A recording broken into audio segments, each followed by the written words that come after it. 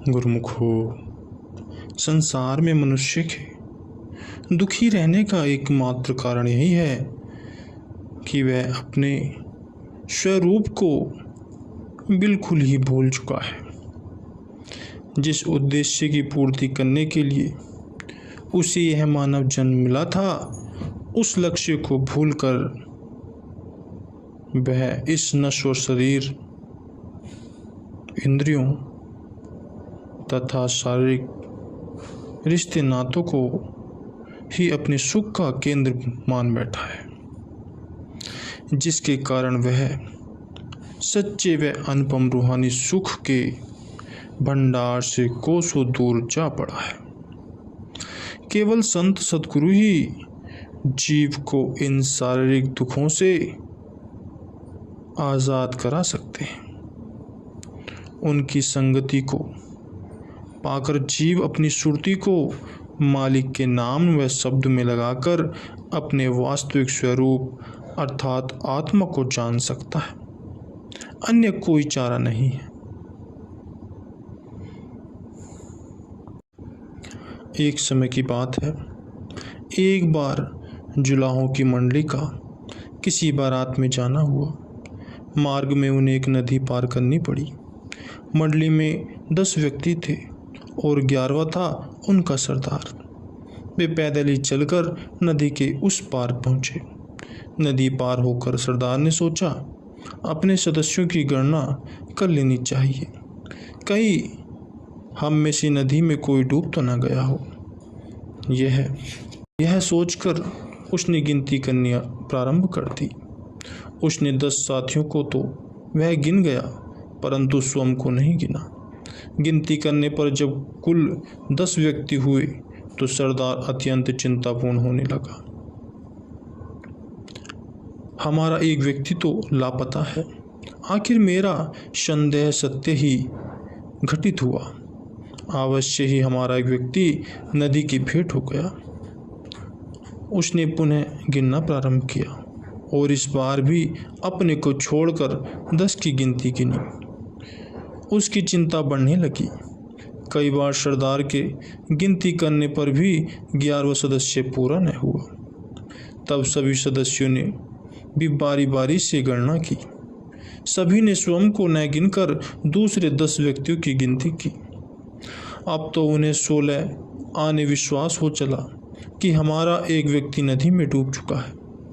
यह सोचकर सभी रोने व पीटने व चिल्लाने लगे, हाय, हमारा एक आदमी नदी में डूब गया। अफसोस, हमारा बड़ा नुकसान हो गया है। इस प्रकार उन्होंने रो रो कर आसमान सिर पर उठा लिया था।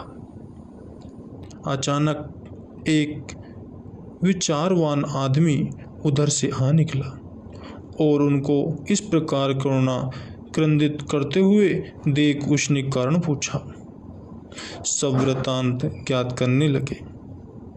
उस बुद्धिमान व्यक्ति ने उन सब पर विहग्न दृष्टि डाली। देखा कि यह तो 11 हैं, फिर रोने पीटने का क्या कारण है। उसे समझने में देर न लगी।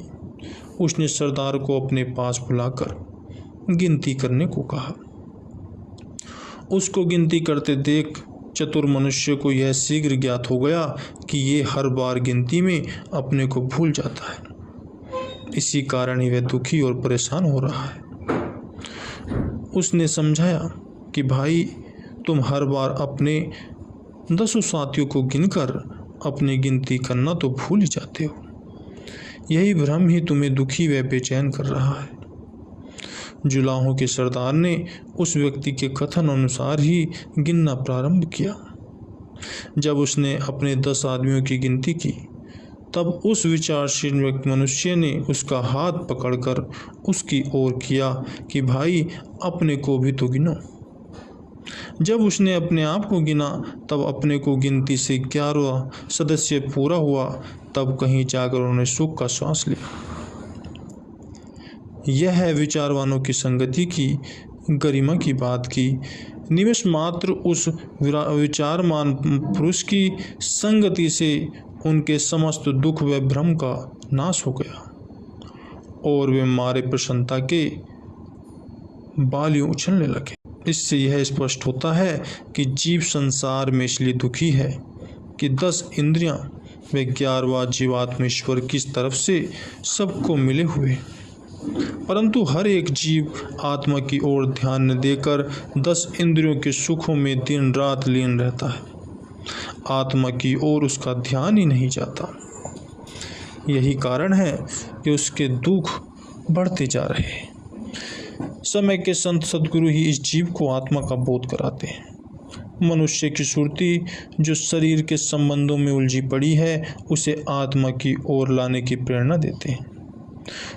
जैसे जुलाहे ने जब विचारवान व्यक्ति की प्रेरणा से अपनी ओर ध्यान दिया, तब उनके भ्रम में संशय दूर हुआ। इसी तरह से सद्गुरु के उपदेश द्वारा जब जीव अपनी आत्मा की ओर ध्यान देता है तथा उसे ही अपना सच्चा साथी समझता है, तभी यह जीव सुखी हो सकता है।